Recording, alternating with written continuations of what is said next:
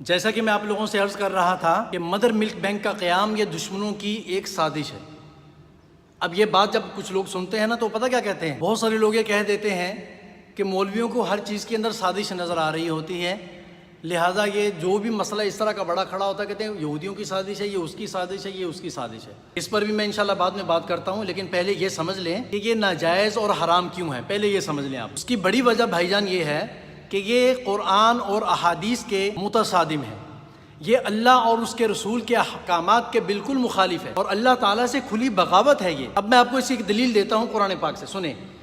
سورہ نساء قرآن پاک کی تیسری صورت ہے، ترتیب نزولی کے اعتبار سے نہیں، مصحفی کے اعتبار سے، یعنی قرآن پاک میں سب سے پہلے سورہ بقرہ، پھر سورہ آل عمران، پھر سورہ نساء۔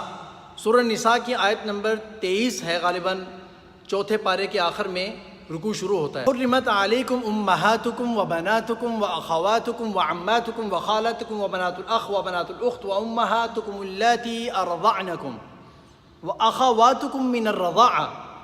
ڈیٹیل سے اللہ تعالیٰ نے بتا دیا کہ تمہارے اوپر کون کون سے رشتے حرام ہیں، ان میں سے وَأُمَّهَاتُكُمُ اللَّاتِي أَرْضَعْنَكُمْ، وہ عورتیں جنہوں نے تمہیں دودھ پلایا ہے وہ بھی تمہارے اوپر حرام ہیں، وَأَخَوَاتُكُم مِّنَ الرَّضَاعَةِ، اور اسی طریقے سے یہ جو عورت ہے اس کے اوپر والے بھی اصول اور نیچے والے فروع۔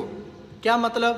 اوپر والے دادا دادی کے سلسلہ، نانا نانی کا سلسلہ، اور فروع مطلب اس کے بیٹے، اس کے بیٹے، بھتیجے بھانجیاں، بیٹیاں، اس کے بھتیجے بھانجے، یہ سارے جتنے بھی رشتے آتے ہیں نا، یعنی آپ یوں سمجھیں، اس کو میں آسانی سے سمجھاتا ہوں۔ حدیث سنیں، مسلم شریف کی حدیث ہے، یحرم من الرضاعۃ ما یحرم من النسب، کہ جو چیزیں نسب کی وجہ سے حرام ہوتی ہیں وہ رضاعت کی وجہ سے بھی حرام ہو جاتی ہیں۔ اس کی سب سے بڑی مثال دیکھیں، نکاح ہے۔ تو مطلب یہ بنا کہ جیسے اصل بہن بھائی آپس میں نکاح یا شادی نہیں کر سکتے، اسی طریقے سے جو رضاعی دودھ شریک بہن یا بھائی ہیں یہ بھی آپس میں پوری زندگی کے لیے ایسے ہی حرام ہو جاتے ہیں، شادی نہیں کر سکتے۔ اب ایک بخاری شریف کی حدیث بھی سناتا ہوں۔ حضرت حمزہ رضی اللہ تعالیٰ عنہ کی بیٹی کے بارے میں حضور علیہ الصلوۃ والسلام سے ایک دفعہ عرض کیا گیا رشتے کے بارے میں، تو آپ علیہ الصلوۃ والسلام نے ارشاد فرمایا کہ میں ان سے کیسے شادی کر سکتا ہوں، کیسے میرا ان سے نکاح ہو سکتا ہے جب کہ وہ میرے دودھ شریک بھائی کی بیٹی ہے۔ یعنی آپ علیہ الصلوۃ والسلام نے اور حضرت حمزہ رضی اللہ تعالیٰ عنہ نے ایک ہی خاتون کا دودھ پیا تھا، تو کیا بنے، اس کی بھتیجی بن گئی نا۔ تو جب نکاح اس سے نہیں ہو سکا تو اس کا کیا مطلب ہے کہ اصول اوپر والے بھی اور فروع نیچے والے سارے رشتے جتنے بھی ہیں، چھوٹے رشتے اور بڑے رشتے، سب کے سب ختم، حرام ہو جاتے ہیں۔ بات سمجھ رہے ہیں؟ یہ 3 دلیلیں میں نے دے دی، ایک قرآن پاک سے، ایک مسلم شریف کی، ایک بخاری شریف کی، ابھی ایک اور آپ سنیں۔ حضور علیہ الصلوۃ والسلام کے پاس چوتھی دلیل یہ ہے، حضور علیہ الصلوۃ والسلام کے پاس ایک دفعہ ایک ایسا نکاح لایا گیا، ایک ایسا کیس آیا کہ جس میں ایک خاتون اور مرد کا نکاح ہوا تھا جو کہ رضائی تھے، رضائی بہن بھائی تھے، تو آپ علیہ الصلوۃ والسلام نے ان کا نکاح وہیں کے وہیں فسخ کروا دیا، ختم کروا دیا، نہیں چھوڑا باقی ان کو۔ یہ ہو گئی ٹوٹل ناجائز اور حرام ہونے کی پہلی وجہ۔ اب آتے ہیں دوسری وجہ کی طرف۔ دوسری وجہ یہ ہے کہ بہن بھائی کے جتنے بھی رشتے ہیں، ماں باپ کے جو رشتے ہیں، وہ سارے کے سارے مشتبہ ہو کر رہ جائیں گے۔ کس نے کس کا دودھ پیا ہے، کس نے کس کو دودھ پلایا ہے، اور کس کی کس کے ساتھ شادی ہو رہی ہے، سب کچھ بالکل ایک کھچڑی سی بن کر رہ جائے گی، کچھ بھی سمجھ نہیں آئے گا۔ ایک آدمی نے بچپن میں دودھ پیا اور 55 میں جا کے شادی کر رہا ہے، نہیں سمجھے بات؟ بچپن کی چھوٹی ایج میں دودھ پیا اس نے کسی خاتون کا، اسی طریقے سے مدر بینک مل سے لے کر، حقیقت اتنی بات نہیں کر رہا ہوں، یہ میں مدر بینک مل کی بات ہو رہی ہے، وہاں سے لے کر دودھ پی لیا۔ اب 55 میں جا کر، 55 میں ویسے بول رہا ہوں، آج کل بہت سارے لوگ 55 میں بھی کر رہے ہیں شادیاں، بڑی عمر میں جا کر اس نے شادی کی، تو اس وقت تک کیا معلوم کون سا بینک تھا، کہاں تھا، اور کون سی خاتون کا دودھ تھا، اور خدا جانے وہاں مکس دودھ تھا کہ ایک تھا، تو اب کیا پتہ چلے گا کس کی کس کے ساتھ شادی ہو رہی ہے۔ اب اگر وہ دونوں میاں بیوی رضائی بہن بھائی ہوئے، یعنی دودھ شریک بہن بھائی ہوئے، تو ان کا نکاح ہوگا ہی نہیں، بھلے بھولے سے ہو، ہاں یہ بھی سمجھ لیں غور سے، بھلے بھولے سے شادی ہوئی ہو تو وہ زنا کرتے رہیں گے ساری زندگی، اور زنا بھی کون کر رہے ہیں آپس میں؟ بہن بھائی۔ پھر جو اولاد پیدا ہوگی اس سے، تو اس کو عربک کے الفاظ میں کہا جاتا ہے ولد الزنا، اور اگر عرف عام میں دیکھا جائے جو آج کل ہماری زبان چل رہی ہے تو اسے حرامی کہا جاتا ہے۔ میں معذرت کے ساتھ عرض کر رہا ہوں کیونکہ اس کا الٹرنیٹ ہے نہیں، اس کا کوئی متبادل لفظ نہیں ہے، یہی کہیں گے نا، اور کیا کہیں گے اس کو؟ حلالی کہیں گے کیا؟ یعنی کہ یہ مدر ملک بینک ایک حرامیوں کی پوری نسل تیار کرنے کا ایک بہت بڑا پلان ہے، ایک بہت بڑی سازش ہے۔ اب میرے خیال میں کچھ بات سمجھ میں آ رہی ہے آپ لوگوں کو؟ جب یہ نسل اس طرح کی گندے لوگوں کی تیار ہوگی، پھر آگے آنے والے زمانے میں، مستقبل میں یا فیوچر میں، یہی لوگ ہمارے اوپر آ کر حکمران بیٹھیں گے، ہمارے اوپر یہی لوگ حکمرانی کریں گے بھائی۔ اور خدا نہ کرے ایسا ہوتا رہا تو پھر آگے آنے والے زمانے میں یہ بھی تو کہا جا سکتا ہے نا کہ یہی لوگ امام اور خطیب ہوں گے، ممبر پر آ کر بیٹھیں گے، بیان کریں گے اور نمازیں پڑھائیں گے۔ حالانکہ شریعت میں اس آدمی کے، یہ جو اس طریقے سے پیدا ہوا ہو، جو والد زنا ہو، اس کے مسائل الگ ہیں کہ اس کی امامت جائز ہے یا ناجائز ہے، کیا ہے، کیا احکامات ہیں۔ میں بھی اس طرف نہیں جا رہا، بات سمجھ رہے ہو بھائی؟ اور کسی کو پتہ بھی نہیں ہوگا کہ امام صاحب ہیں کون اور کیا سلسلہ ہے۔ دیکھنے میں تو یہ ہوگا کہ فلاں کے بیٹے ہیں اور یوں ہیں اور ایسے اور ایسے ہیں، فلاں جگہ سے پڑھے ہیں، لیکن اگر انہوں نے وہیں سے دودھ لے کر پیا ہوا ہو، مدر ملک بینک سے دودھ لے کر پیا ہوا ہو، اور ان کی شادیاں اس طریقے سے ہوئی ہوں اور اس طریقے سے پیدائش ہوئی ہو، تو کیا بنے گا؟ آپ سوچیں ذرا، گہری نظر سے سوچا کریں میرے بھائی، ذرا آگے کی۔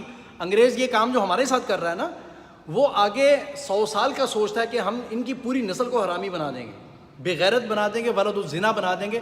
ہم کیوں نہیں سوچتے کہ ہمارے ساتھ ہو کیا رہا ہے؟ ہم ان کو احسان سمجھ لیتے کہ ہمارے اوپر انہوں نے احسان کر دیا۔ یہ اب یہ اتنے سارے جو معاملات بیچ میں نے بتایا نا آپ کو، کہ ان ساری چیزوں کی وجہ سے معاملہ مشتبہ ہو گیا ہے، مشکوک ہو گیا ہے۔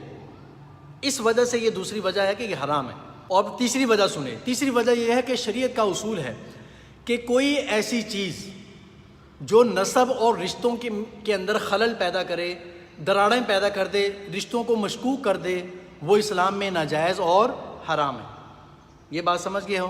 اس کا میں پہلے بتا چکا ہوں نا کہ اس کی بڑی وجہ جو ہے وہ لڑکی اور لڑکے کا صرف ایک دو کا آپس کا مسئلہ نہیں ہے کہ ایک ماں کا ایک لڑکے اور لڑکی نے دودھ پیا تو ان دونوں کا آپس میں نکاح ختم، اب وہ دونوں دودھ شریک بہن بھائی ہو گئے ہیں، اصل بہن بھائی کی طرح۔ یہ اب نکاح نہیں کر سکتے، بالکل کبھی نہیں کر سکتے۔ صرف یہاں تک معاملہ ختم نہیں ہوتا میرے بھائی، معاملہ یہ کہ اس کے اصول اوپر والے میں بتا چکا ہوں، فروع نیچے والے رشتہ دار سارے کے سارے اس طریقے سے حرام ہو جاتے ہیں۔ بہت بڑا ایک مطلب پوری فیملی حرام ہو جاتی ہے۔ کہاں سے بچیں گے؟ کس کو تلاش کرتے پھریں گے اور کیا تحقیقات کرتے پھریں گے کہ کس کا دودھ تھا، کس نے پلایا، کس نے پیا اور کیسے ہوا، کتنا پیا تھا۔ یہ ایک بالکل ایک مشتبہ چیز ہو جائے گی۔ ہمارے جو نظام ہے اسلام کا، اس میں خلل پیدا ہو جائے گا، سمجھ نہیں آئے گی کسی کو۔ بھائی آسان حل میں آپ کو بتا رہا ہوں، بالکل آسان، بالکل پریشان نہیں ہونا، ٹینشن بالکل فری ہو جائیں آپ لوگ۔ صرف اس کا آسان حل یہ ہے کہ اس بینک کا قیام بند کیا جائے، ختم کیا جائے، اصل ماں کا دودھ پلایا جائے، یا پھر اگر اصل ماں کے دودھ پلانے میں کچھ مسئلہ ہے تو کسی ایک خاتون کا جا کر دودھ پلایا جائے اور پھر اس کی خبر پورے خاندان کو دے دی جائے، کیونکہ یہ عیب نہیں ہے۔ اگر چھپایا گیا تو بعد میں ہونے والی چیزیں جو عیب ہیں، یہ عیب نہیں ہے۔ اس کے بارے میں خاندان والوں کو بتا دیا جائے کہ فلاں عورت نے اس بچے کو بھی دودھ پلایا ہے۔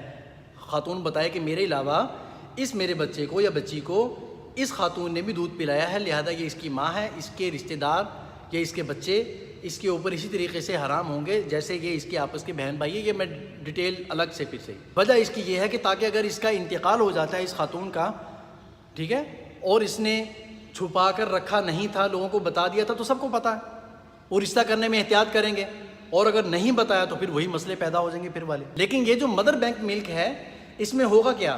اس میں ہوگا یہ کہ اس میں ہزاروں خواتین کا دودھ ہوگا، نمبر 1۔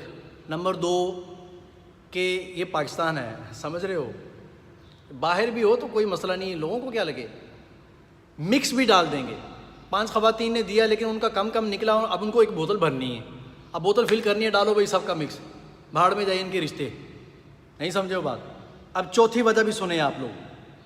چوتھی وجہ اس کے حرام ہونے کی یہ ہے کہ یہ چونکہ دودھ انسانی جسم کا ایک حصہ ہے، انسانی جسم کا ایک عضو ہے، انسان کے جسم سے نکلا ہوا ہے، اس کی خرید و فروخت شرعاً جائز نہیں ہے۔ میرے خیال میں یہ بات بھی سمجھ میں آ گئی ہوگی۔ 5ویں وجہ بھی سن لیں کہ یہ غیر مسلم کا شعار ہے۔ یہ کیا ہے؟ غیر مسلموں کا شعار ہے، کیونکہ اس لیے کہ ان کے یہاں رشتوں کی کوئی اتنی زیادہ ویلیو ہوتی نہیں جتنی ہونی چاہیے، وہ اتنا زیادہ خیال نہیں کرتے ان کا۔ ان کے یہاں کیا چلتا ہے؟ بی ایف چلتا ہے، بوائے فرینڈ، یا جی ایف چلتا ہے، گرل فرینڈ، اور اگر کسی نے زیادہ ہی تیر مار دیا تو کیا بن گیا؟ ایچ وی، مطلب ہسبینڈ وائف۔ بہت زیادہ کسی نے شارٹ ماری نا یہاں تک آ جاتے ہیں، لیکن وہ جو بی ایف اور جی ایف ہے نا وہ پھر بھی ان کے چلتے ہیں، پھر بھی بہت ہوتے ہیں ان کے، نہ ان کے یہاں پھوپھیاں، نانیاں، تائیاں، دادیاں، یہ پھر ان کے نندے سندے مندے جو پتہ نہیں خدا جانے کیا کیا رشتے ہوتے ہیں ماشاءاللہ ہمارے یہاں پاکستان میں، یہ ان کے یہاں کچھ نہیں ہے، ان کے یہاں بس یہ موٹے موٹے 2-3 ہیں بس، سن ڈاٹر، وہ بھی ایک ایج کی حد تک، پھر اس کے بعد اس کی بھی چھٹی، اپنا خرچہ خود ہی اٹھاؤ، اور پورا کیسے کرنا ہے وہ لڑکا جانے اور لڑکی جانے، ماں باپ کو کوئی اختیار نہیں۔ لہذا میرے بھائی بڑی محبت سے کہتا ہوں، سمجھنے کی کوشش فرمائیں، مدر بینک ملک کا قیام اور اس کا اصل مقصد اسلام کے خاندانی نظام کا تیا پاچا کرنا ہے، اس کو برباد کرنا ہے، اسے یہ نظام ہضم نہیں ہوتا، ان کو اچھا نہیں لگتا مغرب کو کہ یہ ان کے ہاں اتنے زیادہ رشتے کیوں ہوتے ہیں، ہمارے یہاں تو 2 تاج چلتے ہیں جو میں نے ابھی بتایا آپ لوگوں کو، ان کے ہاں اتنے زیادہ رشتے کیوں ہیں، ان کا خاندانی نظام بچا ہوا کیسے ہے، کسی نہ کسی طریقے سے اس کو برباد کرو۔ یہ میں نے کتنے فتنے گنائے تھے ایک دن، آپ کو پہلے کتنے فتنے گنائے تھے ایک دفعہ، اب یہ ایک نیا فتنہ آ کر کھڑا کر دیا ہے، اور حتیٰ کہ کراچی کے اندر بھی اس کا ایک بینک بن گیا ہے۔ اس لیے میری ہر عام اور خاص مسلمانوں سے گزارش ہے، بلکہ سبھی سے گزارش ہے، بھائی اس کے خلاف آواز اٹھائیں، اور جو ائمہ مساجد ہیں ان کی خدمت میں بھی میں ہاتھ جوڑ کے درخواست کرتا ہوں، اللہ کے لیے اپنے ممبروں پر اس چیز کو بیان کریں، لوگوں کے سامنے کھل کر بیان کریں۔ کیا ہو گیا؟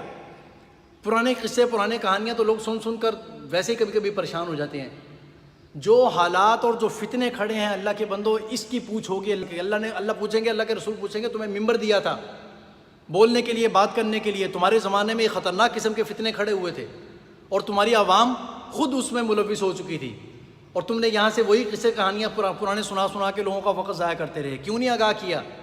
ازراہ کرم لوگوں کو آگاہ کریں تاکہ لوگ کھڑے ہوں اس کے خلاف، آواز بلند کریں۔ دوسری چیزیں بھی شیئر ہو جاتی ہیں نا فیس بک اور یوٹیوب کے اوپر، اس طرح کی دوسری واہیات بھی بکی جاتی ہیں اور وہ پھر اس کو لوگ آگے وائرل کرتے ہیں، تو اس طرح کی چیزوں کو بھی آگے بھیجنا چاہیے تاکہ لوگوں کا شعور تو بیدار ہو کہ ہمارے ساتھ ہو کیا رہا ہے، اس بھٹی میں ہمیں جھونکا جا رہا ہے۔